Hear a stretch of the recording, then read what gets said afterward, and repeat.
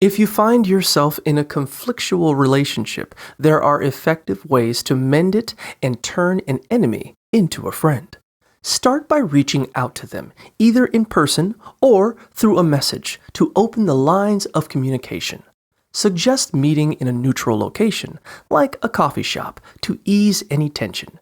Be honest about wanting to improve your relationship and express your interest in building a friendship. Focus on common interests to create a connection, and consider engaging with their friend group to facilitate bonding. Address past grievances by discussing how their actions affected you, and take responsibility for your own mistakes by offering an apology. Practice forgiveness to let go of past hurt and strive to see their positive qualities rather than just their faults. Maintain regular contact, actively listen to them, and show genuine interest in their thoughts and feelings to nurture your new friendship.